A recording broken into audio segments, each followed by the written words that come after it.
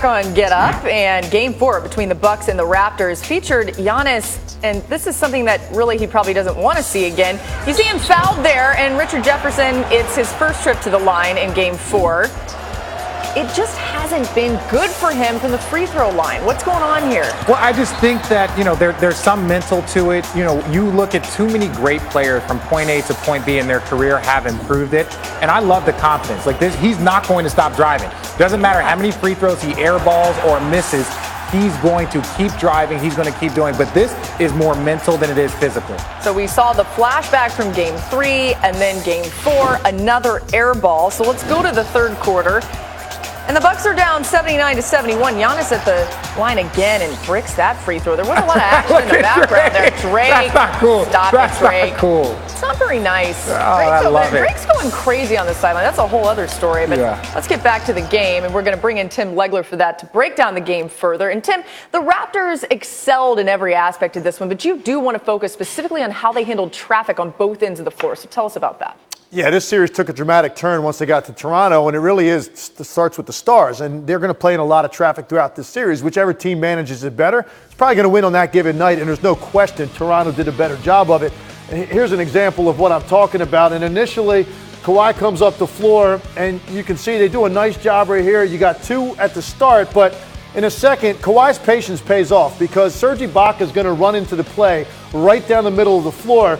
The reason that's important is because that's going to take Chris Middleton with him. And now you're going to end up with one-on-one coverage, which means Kawhi is going to now have an opportunity to penetrate, get into the gut of the defense, and once again, look at the traffic, look at the activity level, three around him. So now, how are they going to manage this situation? Take a look at the shooters. You got Kyle Lowry positioned on this side of the floor. Fred VanVleet's going to relocate up, and then finally, you got Norman Powell who's going to slide over here to this corner.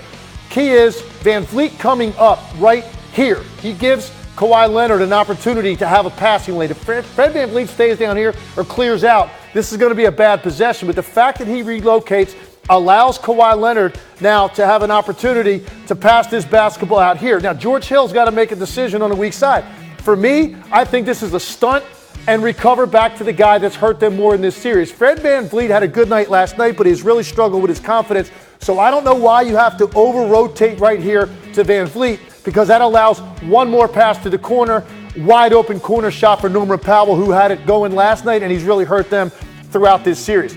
Contrast that with what the Bucks have had happen. They've missed 115 threes in the last 4 games in this series. Here you go. Start off traffic here. Nice job by Chris Middleton. He's going to try to get out here to give Giannis an outlet pass, but look at the effort right here by Danny Green. He's going to take that away. So now Giannis doesn't have a relief valve. Actually does a pretty good job of turning the corner, getting into the lane. But again, look at the traffic he gets. You get pursuit coming off the edge. You got a backline defender right there. So how do they manage this? Well, get the right pass here to kick out.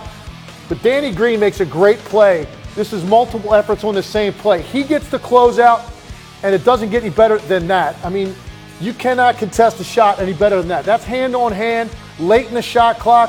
You force the miss. The bottom line is the Milwaukee Bucks have not done enough outside of those traffic plays for Giannis to hurt the Toronto Raptors, where now the floor opens up for him. They've missed 115 threes, like I said, in this series, and this was a team that had the second most makes in the league in the regular season.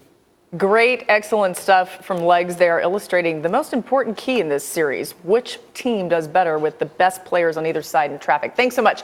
SportsCenter, 6 p.m. Eastern after PTI. That's with Sage and Kevin. They'll look at the Warriors' NBA Finals flight plan with the Bucks-Raptors series tied at 2 games apiece. Got to see what happens there. Plus, Dak Prescott's comments today from Cowboys OTAs and what it'll take to get a new deal done for him. And could the NFL already be making a change to the new pass interference replay rules? Wow. SportsCenter after PTI on ESPN, also on the app. And Greeny, back to football. Yeah, let's talk about Landon Collins, all right? So he's one of a number of high-profile players from the Giants who moved on during this offseason. In an interview with ESPN's Sam Alipur, Collins talked about the big changes the franchise made and the motivation he believes was behind it. Here's what he said. You were a part of a major, quote, house cleaning. Yeah. What was the biggest surprise for you aside from yourself? It'd be between Snacks and OBJ, the best receiver in the game. and you get rid of him because you think he's a locker room problem. That's a leader right there, you know, and that turned my head around. So what was the culture that you were a part of supposedly in New York that they didn't want anymore? I think guys with platforms, honestly, I think guys that had a voice up there that was kind of they thought was bigger to the team, which I felt like none of us was bigger to the team. All we wanted to do was win, and we spoke up because we had to get them to listen to us. We had to get them to get us winning pieces to help us at least be contenders.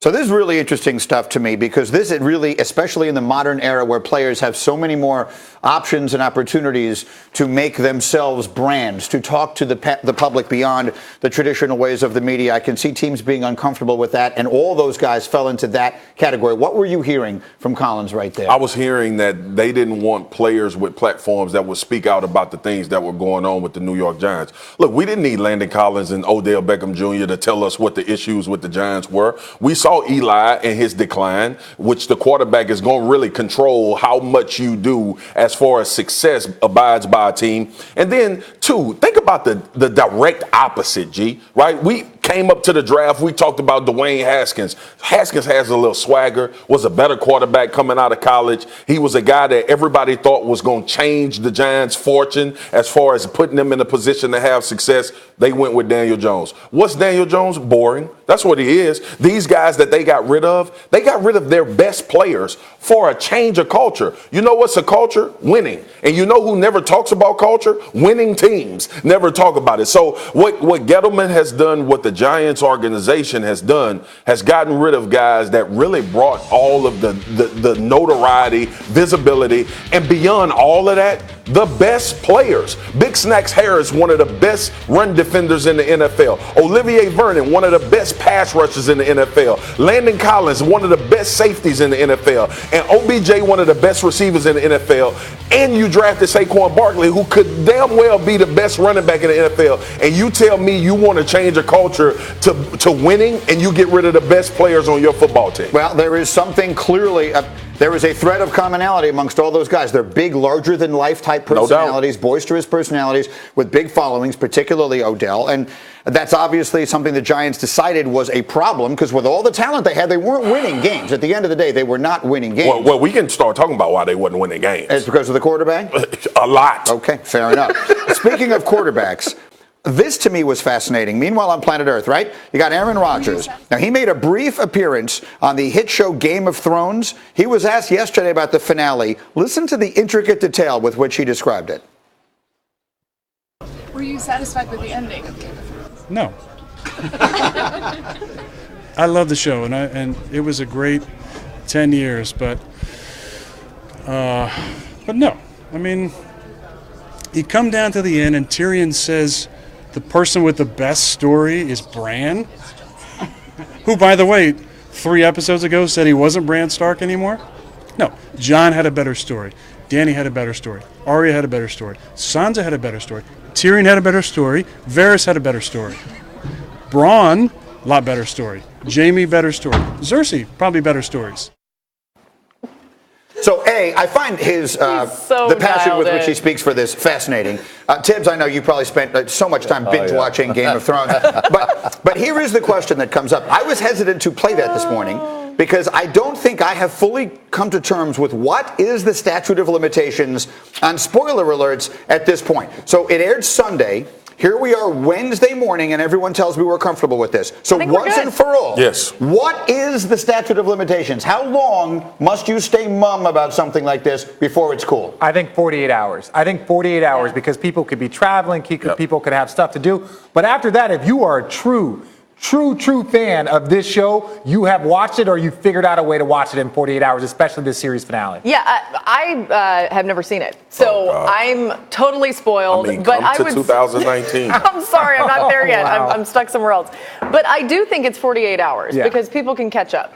Does that seem like a reasonable amount of time? Does anyone at this table watch this show? By As the way, soon as it go I off, watched it. as soon as it go off, it's time to talk about it. Listen, it is. It is. Billions. I'm gonna be honest. Billions. I'm gonna be honest with you, G, and people may disagree. I think it's the greatest show ever been on television. Game of Thrones. Did you like the ending? The finale sucked. Oh, But he's with Aaron you have to be a Rodgers. diehard Game of Thrones fan to understand why the finale sucked. But 48 hours is the accepted No, right time? after it go off. Right after it goes off. Yeah. All right, good Damn luck. if you couldn't watch it. I'll tell you right now. Don't go to I'm social awfully media. glad you weren't here with us Monday morning. Yeah, That's the for only sure. thing I I can would've say for spoiled a sure. lot. Hey, I People want to would've remind been you, by the mad. way, that PFL2 is tomorrow with the featherweights and lightweights, and it'll be on ESPN2 at 7 Eastern for the early bouts, then on ESPN Plus from 9 to midnight Eastern to wrap up your night. You can start your free trial of ESPN Plus right now by going to ESPNplus.com, or you can just download the app so you can watch the PFL from anywhere.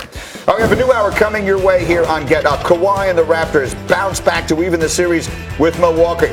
Is the momentum now squarely on their side? Jay Will's on the way. We'll talk about it next. Oh, jeez.